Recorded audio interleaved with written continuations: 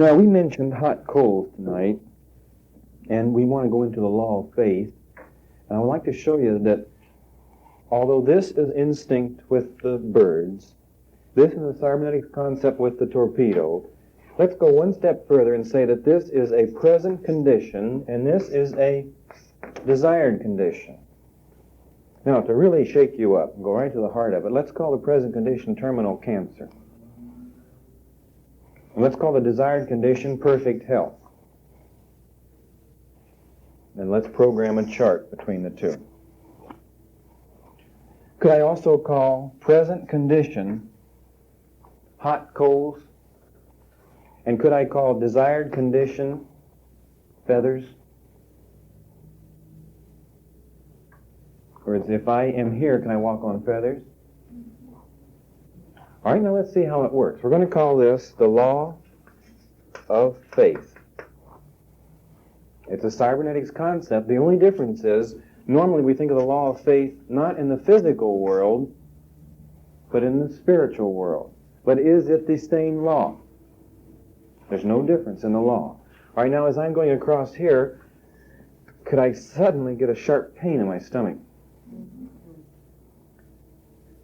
I got 3 months to live. It's the second month. And I feel it. All right, I have a choice, don't I? I could say it's a symptom of something that doesn't exist. Couldn't I?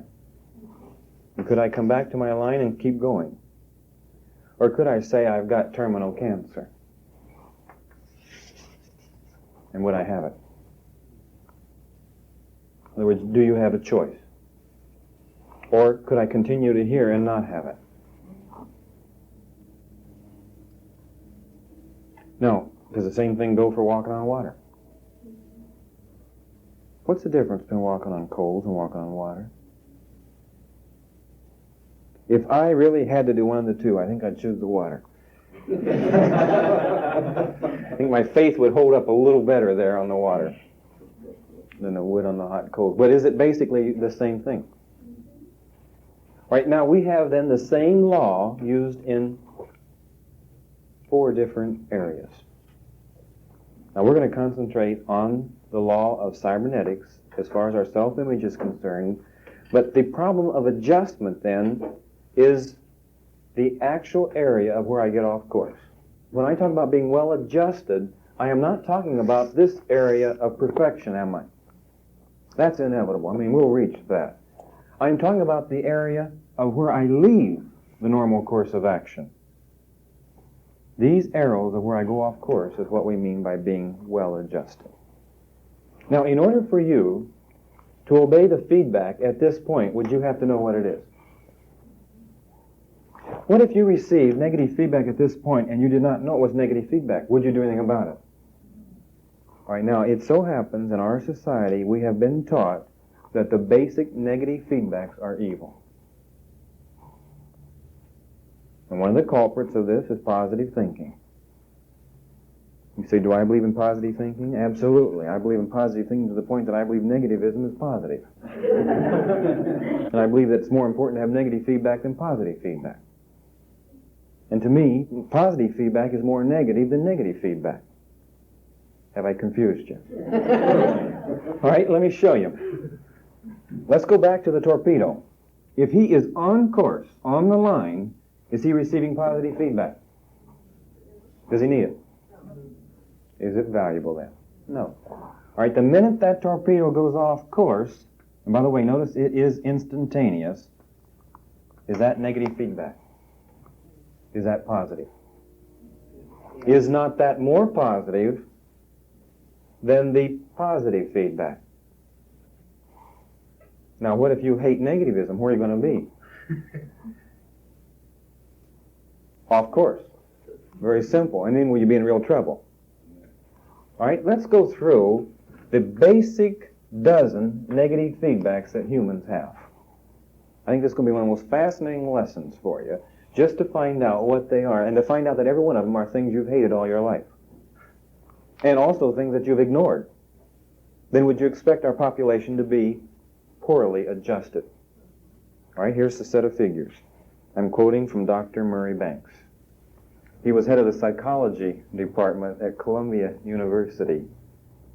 And here's his actual remarks. I heard this from a speech that he gave. If you go to any playground and count out 25 children, and he always says in his speech, make sure yours are included in the group, 2 of them will become insane.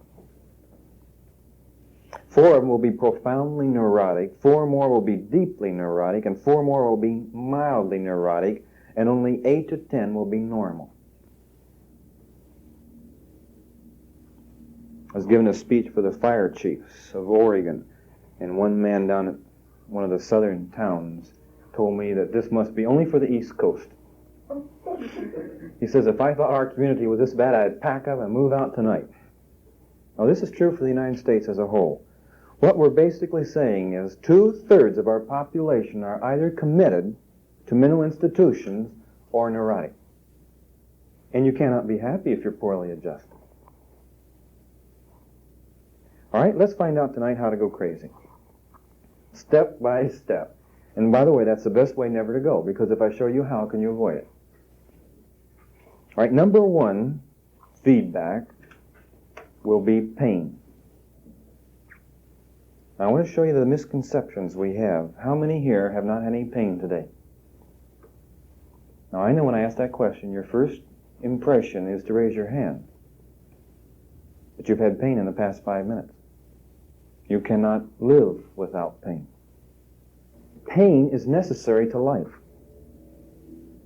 I know a set of parents that had a little boy, and he had the misfortune of not having pain. Was that a hardship? Had to watch him continuously. You have suffered from pain all day long today. You are constantly feeling pain. Otherwise, could you survive? Oh no, like I start to bump like that. I felt pain. I know enough to move my hand away. In other words, you are in constant pain. By the way, if I didn't obey that, I could bump into a little harder. Horse threw me. I had a concussion. The doctor said the pain will get less every day. 3 days. He says, take these pills. I want to show you how confused we both ended up. He said, whenever you feel pain, take the pills and you won't know it. Then as I was leaving his office, he says, now if the pain becomes more, call me. I said, wait a minute now.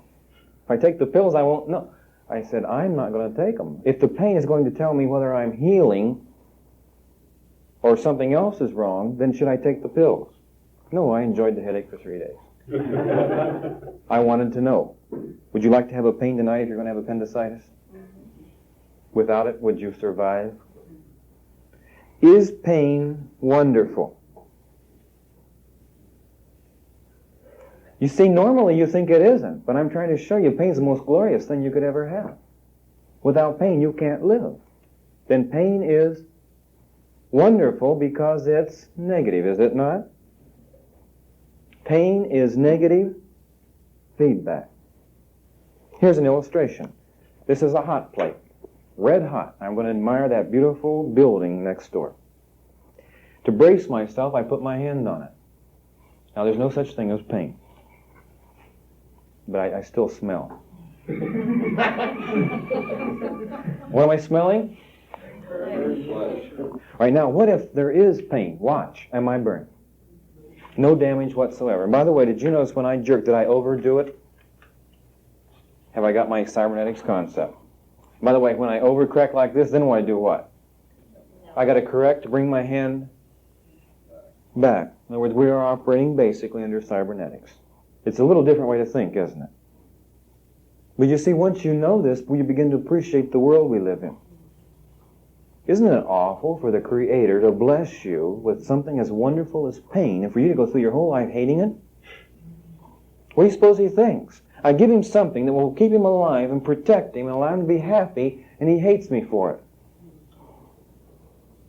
By the way, it was hard enough for you to do the physical approach. Now we're going to go to the psychological. Pain is to me physiologically as frustration is to me psychologically. Now, is frustration good or bad? Did you ever dream you'd come to a seminar and hear such talk? Is frustration really wonderful? It is absolutely marvelous. So the next time you feel frustration, what should you feel? Should you be happy about it? You should realize that this is frustration because it's telling me that I'm going off course. And it's time to correct. Had I not had the frustration, would I be able to correct? No. All right, now the poor adjustment for frustration will be tension. As I go off course, the first arrow is frustration. The second arrow is tension. The third arrow is anxiety. And the fourth arrow is acute anxiety. In other words, we say then that the negative feedback is increasing in intensity. Obviously, because I'm disobeying, do I need more feedback to tell me that I'm getting further off course? Now, do I have the problem with the torpedo? You don't see the second arrow here. Why? The torpedo happens to be set up so that it loves negative feedback. And it does what with its first negative feedback? Instantaneously. And it doesn't sit there for an hour pouting about it either. It goes on to the goal. It's a goal-oriented mechanism. All right, let's take another one. Lost. That's in the good column. The next time you're lost, be thankful. The men down in Burnside, do they know they're lost? No, there could be a doctor down there that has a wonderful family back east, and he could be home enjoying them. He has no idea he's lost. Does he feel any urgency? No. All right, now the poor adjustment to lost is panic. In other words, when I get lost, if I'm thankful and do something about it, it's good.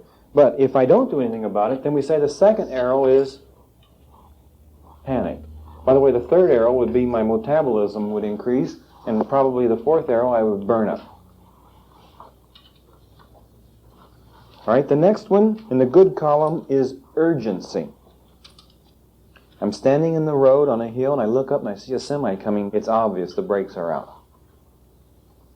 Do I have any fear? Of course not. Do I feel a sense of urgency? Yes, I do. Now, what should I do? Run or jump immediately. All right, let's assume that I start running with all my might and run into a parked car. Doesn't do a bit of damage. Did you know that? I can still do what? Get up and run the other direction. I run into another car. As I run across the street twice now, and I've hit 2 parked cars, but am I still running? Finally, I find an opening, and I'm out of the way, and I'm saved. All right, now let's assume that this guy didn't do that, and he stands there looking. Now, here's the difference between a hero and a coward. The hero's fool enough to do what? Make a mistake?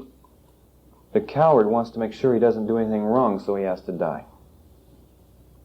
So what does a coward do? The poor adjustment, by the way, here will be fear, because pretty soon can he move?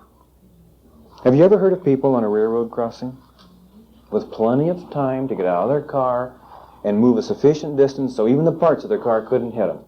The conductor in the train is what? Blowing that horn. They're sitting there as if it's Sunday afternoon. They're daydreaming. No concern whatsoever, and the train kills them. We say that they saw urgency. They made a poor adjustment of fear. Fear paralyzed them. In other words, this would be urgency, this would be fear, and this would be paralysis. So what should you do with urgency? Correct, right? But will you overcorrect? That's when you hit the car on the other side of the street. There's no problem, because as long as you're moving, are you capable of continually moving? I hope you learned one thing tonight. The joy of making mistakes. All right, let's go to the next one. Dissatisfaction in the good column. In other words, dissatisfaction is a wonderful thing, and anytime you're dissatisfied, you should be very happy and very thankful. And always go back to pain. If pain is good, is dissatisfaction good? Now, dissatisfaction will increase in intensity until it turns into a brand new concept called boredom. I've known people who believed that boredom was something that should be endured, and if they endured it, it showed that they were mature. That's utter nonsense, because boredom will destroy you. The next one is discouragement. We would say that arrow number A is discouragement, and arrow number B is depression. Several years ago, you would have never told anyone you were depressed. I mean, everybody knew that was a sign of mental illness. Today, a girl walks into the office with a steno pull. It's a fad. She says, "I'm so depressed." She's announcing publicly she's mentally ill. Depression is a poor adjustment. In other words, if this is discouragement, is that all right? Yes, that's good. But if I do not correct on discouragement and continue off course, depression is a poor adjustment. By the way, what do you suppose the next one will be? 1 hour withdrawal. Then 2 hour withdrawal. Then the whole evening withdrawal. By the way, you should go to a doctor before then. And then finally, a whole day, and then eventually emotional suicide or psychological withdrawal permanently. All right, the next good word is unhappiness. If point A is unhappiness, then point B is lack of interest, and point C is despair. Now, when I'm unhappy, what do? Correct the situation, put some variety in my life, and get some interests, and adjust. If I think unhappiness is something to be endured, I will end up with despair. The next one is stress. The first arrow A would be stress, the second arrow would be anxiety, and the next arrow would be acute anxiety. Now, can you avoid all stress in your life? No. Tomorrow, I'll guarantee you, there will be stress. What if you have it all planned? I'm thinking of a time that I had a Tuesday planned beautifully. And even to the time I awakened, I told my wife to wake me at a certain time, that I had my schedule worked out from that time on. So she came at the right time. She waked me and she says, "I discovered something 2 minutes ago that I think you better know right away." I said, "What's that?" She said, "Well, somehow one of the boys was climbing up on the deep freeze approximately 2 days ago, and his foot unplugged it." She says, "And I looked at the food and it's all soft." That's stress. I didn't want to change my schedule for the day. I had it worked out real nice. Now, let me show you how you handle stress. Now, by the way, if I want to make a poor adjustment, all I got to do there is just lay in bed for a few more minutes and I'll be anxiotic about the whole thing. So I reach over and I pick up the telephone and I call my mother-in-law and say, "It's a beautiful day today, is it not?" She says, "Yes, it's a nice day." And I says, "Do you feel like working?" What are you thinking about? I says, "I think it's a day to can."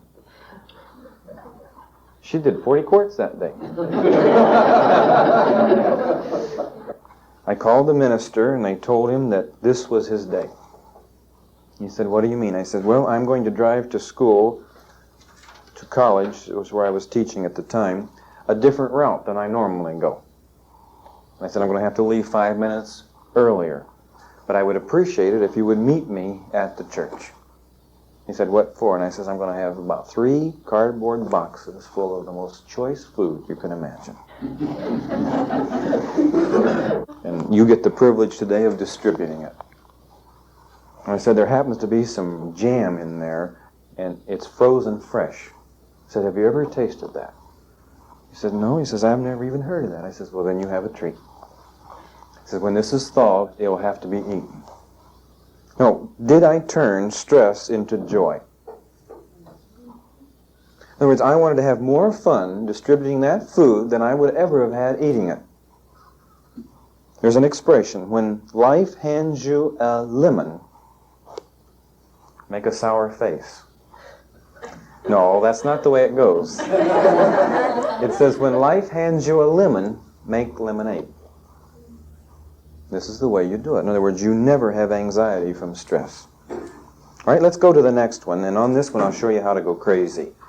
Arrow A, the first arrow, will be disillusionment. Arrow B will be disorganization. And arrow C will be psychological disintegration. And arrow D will be a total state of psychological withdrawal. Now we'll go through it step by step and you'll see exactly how you can crack up. It's interesting, when I first had this word disillusionment, I wanted the correct spelling. So I asked my wife to look it up in the dictionary. She looked it up and she wanted to make sure that she had the right word. And so she read the definition. And she said, you know, Webster has finally made a mistake. I said, well, what do you mean? She says, well, it says here in the dictionary that disillusionment means facing reality. And she said, I always thought that it was good to face reality. Now she's inferring, what does she think disillusionment means? Something bad, right? In other words, normally we think disillusionment is a bad word? All right, is it bad? Webster evidently thought it was a good word. All right, let's go through disillusionment. Let's take a girl, and she has been rejected by her father as an ugly duckling. She's rejected by her brothers as with bull legs. Can you visualize growing up this way? Not loved. But finally she meets a young man, and he thinks she's a Greek goddess. Now has she arrived? And she believes that there are one and onlys on this earth. Now, you might say, well, whatever causes her to believe that? Obviously, she's read some books, and books always tell you there's a one and only. What do the movies tell you? One and only. You go around and make interviews at any high school and talk to a dozen girls. And what do you suppose they'll everyone tell you? They're looking for that one and only, and they'll go to the ends of the earth if they have to find him. So she believes this. That's not reality. Now, it happens in the process of her courtship that he meets another girl who has the same idea. Only she proves that she's right, and she marries him. We have really done what? We have taken a pin and stuck in her balloon, and can you visualize, here's the balloon, and back of the balloon is reality. Now to her, it's stark, cold reality. And what's the reality? There are more wonderful boys. Will she accept it? No, she believes there's the one and only. Now, you see, she has a choice of either believing there are other men or there's a one and only. Now, if she accepts a one and only, is that reality? So has she rejected a part of reality in her life? All right, so now we say that was an adjustment for her. Now, when I perform an adjustment today and I arrive in a situation of stress tomorrow, I tend to use what kind of an adjustment? The one I have already used. Now, after 6 months using this kind of an adjustment, does she eventually throw many pieces of her puzzle away? I'm assuming that her puzzle is reality. Would you like to put a puzzle together with many pieces missing? So, what does she do? She puts this puzzle in, and this piece in the puzzle, and this piece in the puzzle. And where are the missing pieces? Now, can you see how I begin to feel disorganized? Because whole segments of my reality are gone, and can I get the thing to agree? So we say then that she suffers from disorganization. Now, disorganization goes into psychological disintegration. Now, can you stand to be totally disintegrated? No. Does she have to find a way out? Therefore, she seeks psychological withdrawal into another world. Now, she could go into just simple withdrawal, or she could go into a schizophrenic type, where she's created another world, which is a little nicer than this disintegrated world. But at any rate, is she crazy now? Now, she chose to be that way, did she not? as a form of adjustment. So we say then that arrow A is disillusionment, which is good. Arrow B is disorganization, which is poor adjustment. Arrow C is psychological disintegration. And arrow D is an actual adjustment, either psychological withdrawal or psychotic behavior. By the way, you suppose she could be that way for the next 20 years now? Slap her, pinch her, anything you want, she wouldn't recognize you, would have nothing to do with you. She's safe, isn't she? Oh, it's emotional suicide, but can she be hurt again? She's secure. The taxes will feed her through the veins. The next one in negative feedback or indicators is going to be called irritation. We're going to put two more words that will mean the same thing: aggravation and disgust. And the poor adjustment will be anger for all three. Have you ever reached the point where you became angry and you looked for the reason that you were angry and it was something ridiculous? There was no justification. Then you become aggravated at yourself because you are disgusted without cause. And then you find out that furthermore, now I'm angry and I have no reason to be angry. Just like the dog chasing his tail, I'm becoming in a worse condition all along. If I take the first arrow, A, which is irritation, aggravation, or disgust, and correct, well, I have to have the arrow B of anger. Arrow C would be acute anger, and arrow D would be murder. And what is murder? That's when I permanently adjust you. That would be too good. In an attempt to make an adjustment to solve my own problems. Now, how can you stop anger forever? Always avoid the arrow B by obeying arrow A, which means whenever I have irritation, aggravation, or disgust, I immediately correct. Good adjustment should be used instead of these poor adjustments of B, C, and D. And good adjustment can be summarized in just one single word: recognition. Now, I know the psychiatrists and the psychologists have a different name for it. They call it insight. It simply means that I go to the psychiatrist and he talks to me for 3 sessions and he knows what my trouble is. I don't know. After 2 more years, at $20 a session, by the way, what's he been doing to me for 2 years? Taking me around the barn. Every week. And finally, after 2 years, I look and I say, the barn door's open. That would be too good. In other words, we say, what? I have now insight. Why couldn't he tell me after 3 sessions what was wrong? Well, I might become offensive, might I? Might I become angry? Might I think he's trying to do something derogatory toward me? Insight, then, is something I discover for myself. Now, have you ever met people who said, I don't need anything? These are sick people. The worst condition that a man can be in on the face of the earth is to arrive at a position where he no longer has needs. Needs actually cause me to live. Here's the illustration. Action, which is voluntary action, is the result of motivation.